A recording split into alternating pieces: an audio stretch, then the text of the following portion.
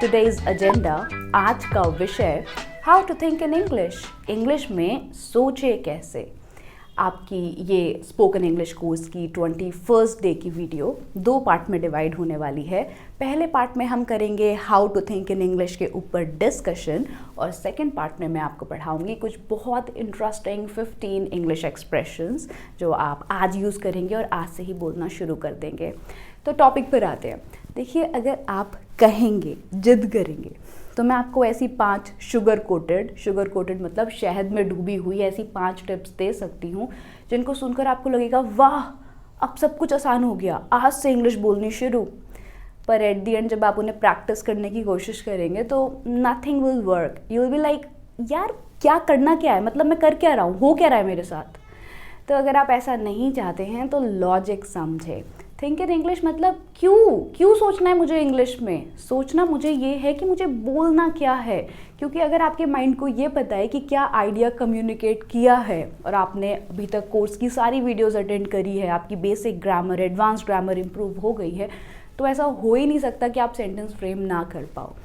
अगर आप रुकेंगे तो उसका दूसरा रीज़न ये होगा कि हमारे पास वो एप्रोप्रिएट इंग्लिश एक्सप्रेशन या वोकैबुलरी वर्ड नहीं है जो ये भावनाएं व्यक्त करने में, ये आइडिया कम्युनिकेट करने में हमें हेल्प करें। जैसे एग्जांपल के लिए आपको मुझे कहना है, यार मेरी उससे लड़ाई हो गई, मेरा मूड ख़राब था, मैंने गर्मा गर्मी में कह दिया कि अच्छा तेरे पास लैम्बोर्गिनी है, मैं भी कल लैम्बोर्गिनी ले लूँगा। लैम्बोर्गिनी एक लग्जूरियस कार है जो बहुत महंगी आती है। अब आपको मुझे बताना है मैंने गर्मा गर्मी में उसको ऐसा कह दिया क्योंकि मेरा मूड ख़राब था।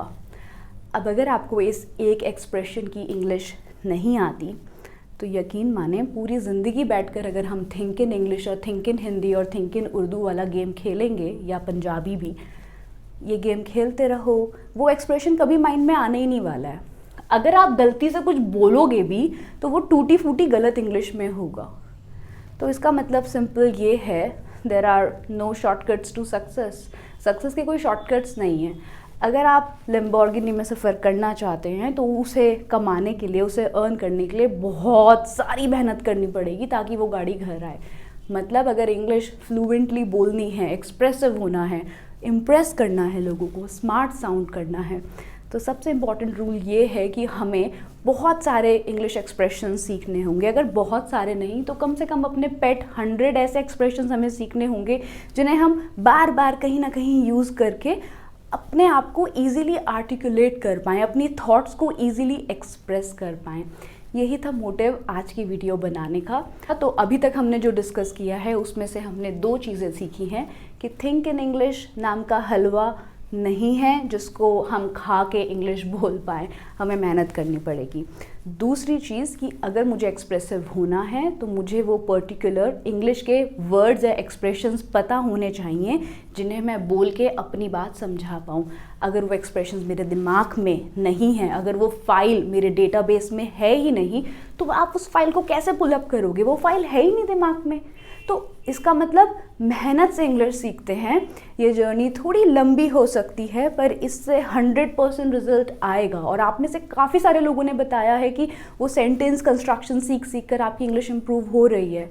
तो प्लीज़ ऐसी वीडियोस देखना बंद करो यूट्यूब पर जो कह रही हैं think in English and start speaking in English from today onwards.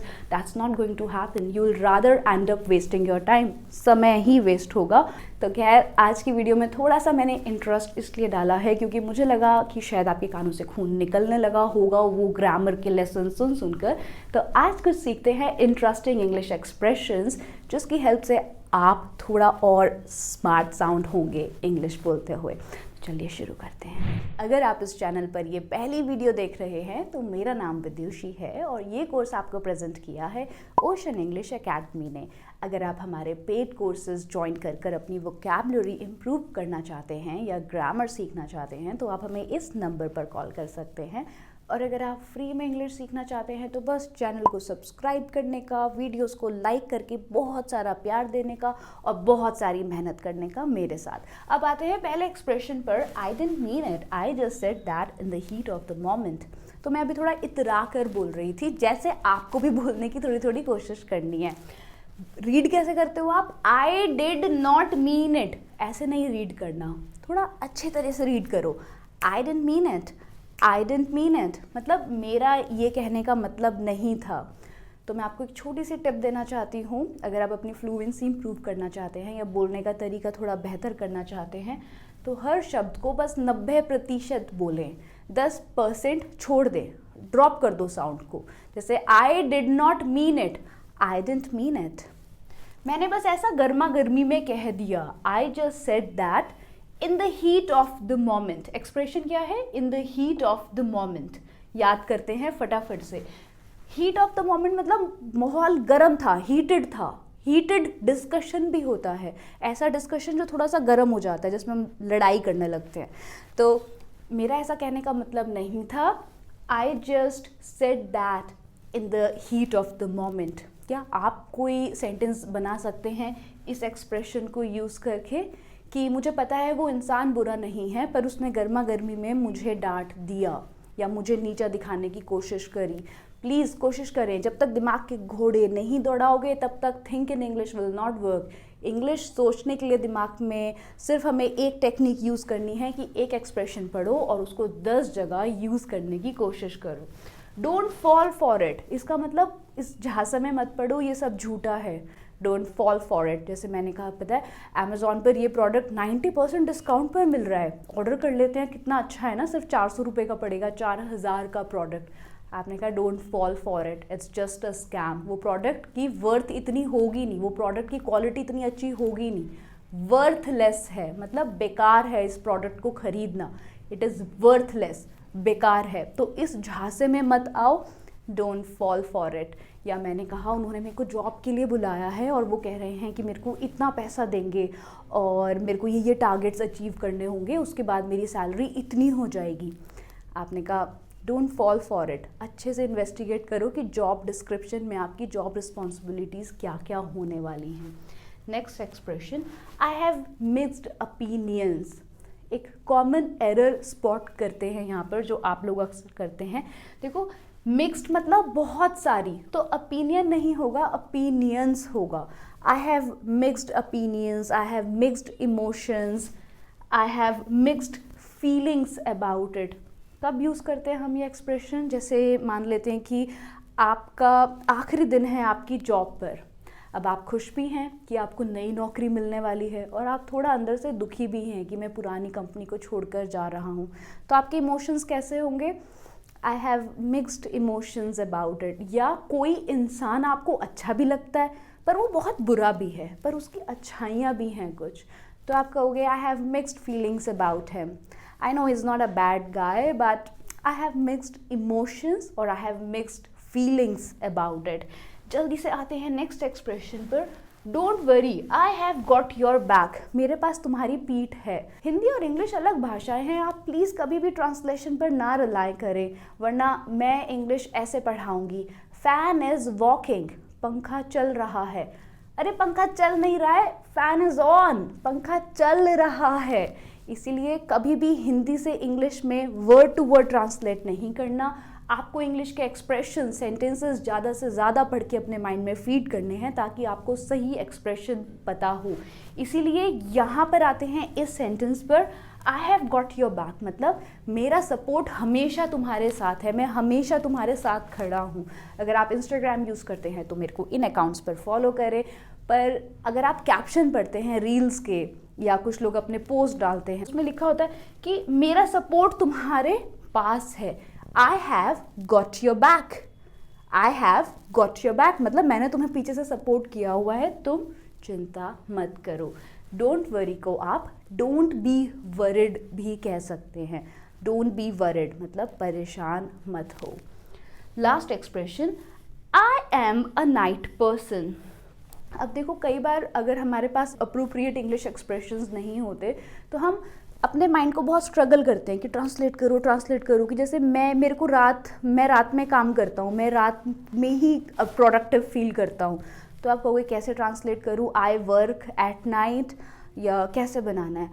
अगर आपको इसका सही इंग्लिश ईडियम एक्सप्रेशन या वो फ्रेज़ पता होगा तो आप कॉन्फिडेंट फील करोगे, अच्छा ऐसे बोलना है। तो इसको इंग्लिश में आप कहोगे I am a night person, मतलब मैं रात में ज़्यादा एक्टिव रहने वाला इंसान हूँ। आप अपनी लाइकिंग्स बताने के लिए या डिसलाइकिंग्स बताने के लिए इस एक्सप्रेशन को यूज़ कर सकते हैं। जैसे I am not a people person, मतलब मैं बहुत सोशल नहीं हूँ, आउट गोइंग नहीं हूँ, मुझे लोगों से ज़्यादा मिलना जुलना पसंद नहीं है, तो आई am not a people person. इसी तरह आई am not a social media person, I am not a social media person, मतलब मैं सोशल मीडिया पर इतना एक्टिव नहीं हूँ, मुझे नहीं अच्छा लगता कि लोग अपनी पिक्स डालते रहते हैं, अपनी लाइफ के बारे में कुछ कुछ लिखते रहते हैं, तो actually I am not a social media person. Tell me in the comment section, are you a social media person? Perfect. अब आते हैं नेक्स्ट स्लाइड पर। यहाँ पर है oh well I stand corrected। अब आप अगर न्यूज़पेपर पढ़ते हैं या आप मैगजीन्स पढ़ते हैं, कई बार ऐसा होगा कि सेंटेंसेस की अगर आप हिंदी ट्रांसलेट करोगे तो कुछ समझ नहीं आएगा कि यार ट्रांसलेशन के हिसाब से कुछ मीनिंग सेट नहीं बैठ रहा है। पर होता क्या है कि इंग्लिश में कुछ सेट एक्सप्रेशंस हैं, मतलब ये सेंटेंस है, हम वर्ड का मीनिंग जैसे चेक करते हैं वैसे इंग्लिश में बहुत सारे सेंटेंसेस हैं कि इस सेंटेंस का मतलब ये ही होगा, आप उसमें छेड़ाखानी करके उसको चेंज नहीं कर सकते। जैसे आई स्टैंड करेक्टेड, मैं सही खड़ा हुआ, पर इसका मतलब है कि मैं अपनी गलती मानता हूँ और मैं उसको ठीक करता हूँ। मान लेते हैं मैंने किसी वीडियो में गलती से कोई स्पेलिंग गलत लिख दी, आप में से मेरे को किसी ने बताया कि ये स्पेलिंग गलत लिखी है, मैंने कहा oh I am really sorry I stand corrected, मतलब मैं अपनी गलती मानती हूँ, स्वीकार करती हूँ कि मैंने गलत कहा या गलत लिखा और मैं इसको सुधार लूँगी। तो आप इसको कैसे यूज़ करेंगे अपनी एवरीडे लाइफ में? अगर कोई आपको कह रहा है यार तेरे को ऐसे नहीं करना चाहिए था, या कोई आपके पोस्ट में, आपके आर्टिकल में, या कोई मैसेज आपने लिखा, या आप इंग्लिश बोल रहे हैं और किसी ने कोई गलती निकाल दी कि आपने गलत इंग्लिश बोली है, तो आप कॉन्फिडेंटली उसको बोले oh yes you are right I stand corrected, मतलब मैं अपनी गलती सुधारता हूँ और मैं मानता हूँ कि मैंने गलत बोला था, आई स्टैंड करेक्टेड। सबसे एम्बेरसिंग ये बात नहीं होती कि हमने कोई चीज़ गलत करी है या कुछ गलत बोला है, एम्बेरसिंग होता है उसको छुपाने की कोशिश करना या ऐसे गंदे से मुंह बनाना कि मैंने गलत बोल दिया, नहीं नहीं मैंने पढ़ा था ऐसा ऐसा होता, ऐसा नहीं होता, मेरे को तो यही पढ़ाया था। वो जो फेशियल एक्सप्रेशंस हमारे होते हैं ना, वो माहौल को नेगेटिव करने लगते हैं। तो कभी भी अगर कोई कह रहा है आपने ये गलत करा है और आपको अंदर से पता हो कि आपने कुछ गलत लिखा है या बोला है, हैप्पीली चीयरफुल बोले oh yes you are right I stand corrected, और सारी प्रॉब्लम्स सॉल्व हो जाएंगी। It's a real bummer, it's a real bummer. कभी कभी ऐसा होता है कि बहुत बड़ी चूक हो जाती है, बहुत बड़ी गलती हो जाती है, या आप इंस्टाग्राम पर भी देखोगे ना कि कुछ लोग वीडियो शूट कर रहे होते हैं पर कैमरा नीचे गिर जाता है या कोई और हरकत हो जाती है जिससे वो वीडियो बड़ी फ़नी लगती है कि यार ये गड़बड़ हो गई। जैसे मैं अभी आपको पढ़ा रही हूँ और यहाँ पर आ जाए मेरी मेड या कोई और कि अरे खाने में क्या खाना है, and I was like oh it's a real bummer, मतलब ये बहुत बड़ी गलती है, ये एक स्लैंग वर्ड है। तो जब भी आप कहना चाहते हो कि यार ये तो बहुत बड़ी बेवकूफ़ी है या ये बहुत बड़ी गलती है, तो आप इसको इंग्लिश में कहेंगे it's a real bummer, it's a real bummer, it's a bummer. ये एक हैशटैग भी हो सकता है इंस्टाग्राम का। Don't take it to your heart, I just love this English expression. कभी गलती से आपने किसी को कुछ गलत बोल दिया और आप उनको कह रहे हैं यार दिल से मत ले, मैं मजाक कर रहा था, तो दिल से मत ले, don't take it to your heart, please don't take it to your heart, I was just kidding around. Kidding around मतलब बस मैं ऐसे ही हंसी मजाक कर रहा था, मेरा मतलब तेरे को हर्ट करने का नहीं था, I didn't mean to hurt you, I was just kidding around, please don't take it to your heart. सुने और रिपीट करें, 1 2 3 speak. Excellent. I just love the way you spoke this sentence in English. Congratulations. आप बेहतर हो रहे हैं, इसी तरह प्रैक्टिस करते रहें। Lucky you. यार तेरी किस्मत बड़ी अच्छी है। इंग्लिश में simple, Lucky you man. Lucky you. पता है मेरे इतने मार्क्स आ गए, मैंने बिल्कुल पढ़ाई नहीं करी थी, पता नहीं क्या हुआ, या एग्ज़ाम ही नहीं हुए मेरे बोर्ड्स के। आप में से कितने लोग अभी स्कूल में हैं? अगर आप स्कूल में हो तो ऐसे वाली इमोजी बनाकर कमेंट सेक्शन में मुझे बताओ, और अगर आप वर्किंग प्रोफेशनल हो तो एक हार्ट बनाकर मेरे को कमेंट सेक्शन में बताओ।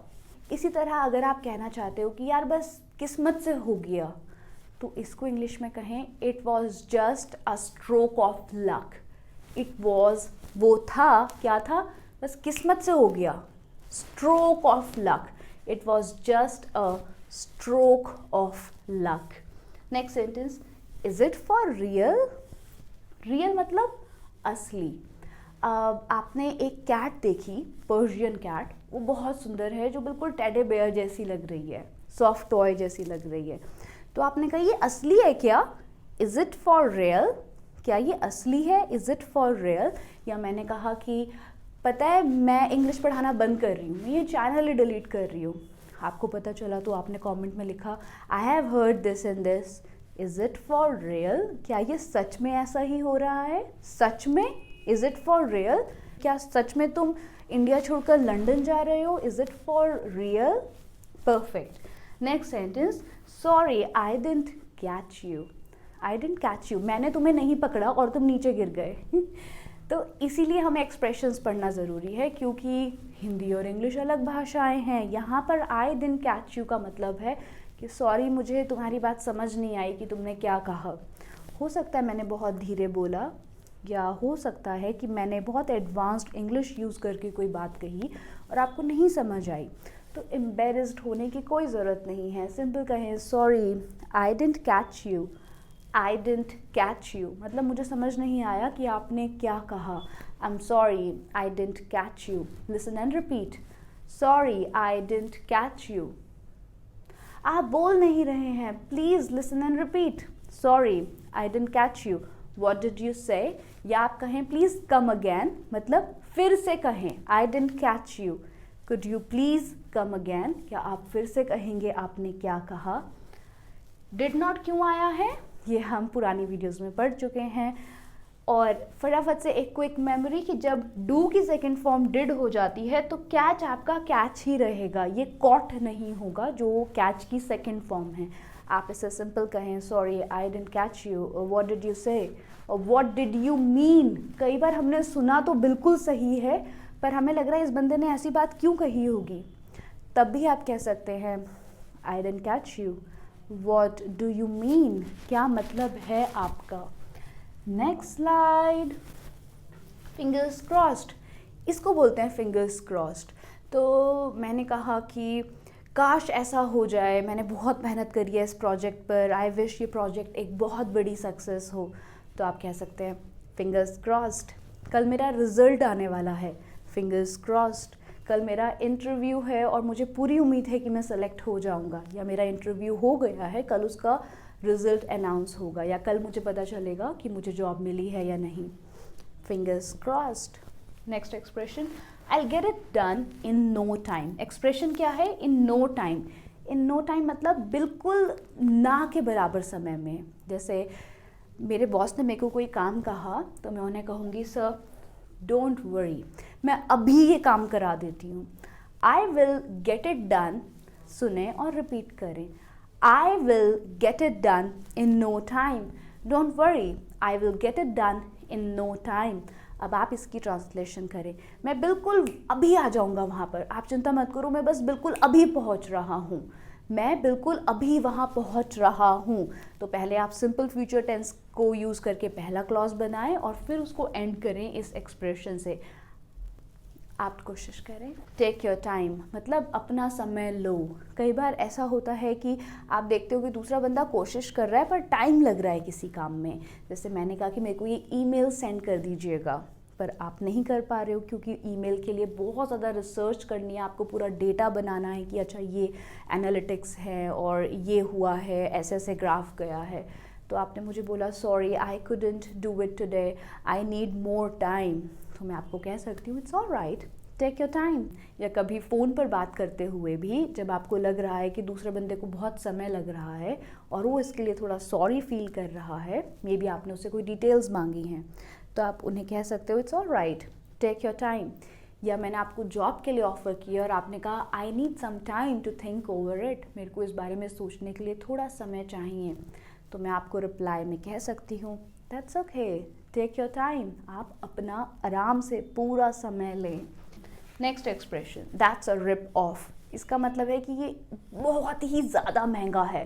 दैट्स अ रिप ऑफ, मतलब लूट मचाई हुई है आप लोगों ने, इतना महंगा sweater, that's a rip of, that's a rip of. मैंने ये फ़ोन 1.5 लाख रुपए का ख़रीदा, दैट्स अ रिप ऑफ। या मैंने उसको इस सर्विस के लिए 50,000 रुपीज़ पे करे, दैट्स अ रिप ऑफ। ये प्रोडक्ट 50 लाख का है, दैट्स अ रिप ऑफ। कई बार आप इन एक्सप्रेशंस को पढ़कर शायद स्पोकन इंग्लिश में यूज़ ना करें, पर इससे आपकी रीडिंग स्किल्स और लैंग्वेज को लेकर अंडरस्टैंडिंग इम्प्रूव हो जाएगी। Don't worry, I have got your back and we have already discussed this sentence. Last expression, something important has come up, I won't be able to make it. इसको ऐसे के ऐसे ही आप बस रट लो, ज़ुबान पर ले आओ। आपको कोई अपॉइंटमेंट कैंसिल करनी है, किसी ने कोई इनविटेशन दिया है पर आप उनकी बर्थडे पार्टी में या उस फंक्शन में नहीं जा पाएंगे, या कोई भी ऐसा जगह था जहां आपको बुलाया गया था पर आप नहीं जा पाएंगे, तब आप इस सेंटेंस को यूज़ करें कि सॉरी कुछ काम आ गया है, आई विल नॉट को आप वोंट लिख सकते हैं, हमने अपनी ग्रामर वाली वीडियोस में पढ़ा है। Something important has come up, has मतलब आ चुका है, कम केम कम की थर्ड फॉर्म कम ही होती है, तो ये है आपका प्रेजेंट परफेक्ट टेंस। तो आप कहेंगे something important has come up, I will not be able to make it, मतलब मैं ये नहीं कर पाऊंगा, मैं नहीं आ पाऊंगा, I will not be able to make it. Next slide, he is sorted. Sorted मतलब यार वो बंदा बिल्कुल सही है, उसकी लाइफ बिल्कुल ऑर्गेनाइज्ड है, वो सारी चीज़ें बिल्कुल सही तरह से करता है, तो आप उस बंदे को वो इंग्लिश में बोलने के लिए कह सकते हो ही इज़ सॉर्टेड। या कोई मैटर सॉल्व हो गया है, उसमें बहुत ज़्यादा कॉम्प्लिकेशंस थी पर अब वो प्रॉब्लम सॉल्व हो गई है, तब भी आप कह सकते हैं या it is sorted now, no need to worry about it, no need to worry about it, इस बारे में चिंता करने की कोई ज़रूरत नहीं है, the problem is sorted, problem solve हो गई है, it is all sorted. Next expression, what sort of, मतलब किस प्रकार का। इस एक एक्सप्रेशन से आप स्मॉल टॉक्स कर सकते हैं। अगर आप किसी स्ट्रेंजर से मिल रहे हैं और आप उनकी लाइकिंग्स और डिसलाइकिंग जानना चाहते हैं, तब आप पूछ सकते हैं आपको किस तरह का म्यूज़िक पसंद है, what sort of music do you like, what sort of places do you like to visit. अब आप एक सेंटेंस बनाएं कि आपको किस तरह का क्या पसंद है, आपको किस तरह का खाना पसंद है, आपको किस तरह के लोग अच्छे लगते हैं, आपको किस तरह की जगहों पर घूमना अच्छा लगता है, आपको किस तरह के कपड़े पसंद हैं। इस एक्सप्रेशन को यूज़ करें, what sort of do you like करके पूरा सेंटेंस बनाएं। Next expression, I am not into politics, sports और पार्टिंग एंड ऑल। जब आप अपनी डिसलाइकिंग्स बताना चाहते हो, मतलब आप ये कहना चाहते हो कि ये चीज़ मेरे को अच्छी नहीं लगती है या मैं इन चीज़ों में ज़्यादा नहीं हूँ, तब आप इस एक्सप्रेशन को यूज़ कर सकते हैं। जैसे I am not much into partying and all, और मैं पॉलिटिक्स में भी बिल्कुल इंटरेस्ट नहीं रखती हूँ, so I am not into politics and all. जब आप इस एक्सप्रेशन से इस सेंटेंस को एंड करेंगे, ये थोड़ा और इंटरेस्टिंग लगेगा। पॉलिटिक्स एंड ऑल मतलब पॉलिटिक्स वगैरह में, so I am not into politics and all. अब आप बताएं कि आप किस चीज़ में इंटरेस्ट नहीं रखते हैं। आई am not into XYZ thing, I am not into sports and all. तो कई बार अगर लोग आपसे पूछ रहे हैं कि क्या आपने ये वाला नॉवल रीड किया है, क्या आपने ये हॉलीवुड मूवी देखी है, तभी कहें I am not much into all these things, मतलब मैं इन चीज़ों में ज़्यादा इंटरेस्ट नहीं रखता। Last expression, my heart goes out to him, मेरा दिल उसके पास जाता है, पर इसका ये मतलब इंग्लिश में बिल्कुल भी नहीं है। इसका इंग्लिश में मतलब है कि आप किसी के लिए बहुत ज़्यादा उदास है, बहुत दुखी है क्योंकि उनके साथ कुछ बहुत बुरा हो गया है। मे बी किसी की grandmother has passed away and you are very sad about it, कि यार बहुत गलत हुआ उसके साथ, वो अपनी ग्रैंड मदर के साथ बहुत अटैच्ड था और ग्रैंड मदर की डेथ हो गई। या किसी के साथ कुछ बहुत बुरा हुआ है, आप उन्हें मैसेज लिखना चाहते हो कि यार मुझे बहुत दुख हो रहा है तेरे लिए कि तेरे साथ ऐसा हुआ, तब भी आप इंग्लिश में लिख सकते हैं, My heart is going out to you and your family. My heart is going out to you and your family. मतलब मेरा दिल रो रहा है, मैं बहुत ज़्यादा बुरा फील कर रहा हूँ कि आपके साथ ऐसा हुआ. My heart is going out to you or to your family. ये है आज की वीडियो का एंड। अगर आपको ऐसी और वीडियोस देखनी है इंग्लिश एक्सप्रेशंस की, या आप चाहते हैं कि एक पूरी की पूरी सीरीज़ शुरू करी जाए जहां मैं आपको बहुत सारे इंग्लिश एक्सप्रेशंस पढ़ाती रहूं ठीक इसी तरह, तो प्लीज़ आप मेरे को कमेंट सेक्शन में बताएं। अगर आपको वीडियो अच्छी लगी हो तो please give me a thumbs up. Do share this video with your friends and colleagues. In case you have any feedback और suggestion, please do sound off in the comment section. नहीं video समझ आती तो भी comment section में बताएं, और अगर समझ आती है तो प्लीज़ वो भी बताएं, मैं आपके सारे कमेंट्स रीड करती हूँ। Alright then, all the best. Keep learning, keep practicing. Until we meet again.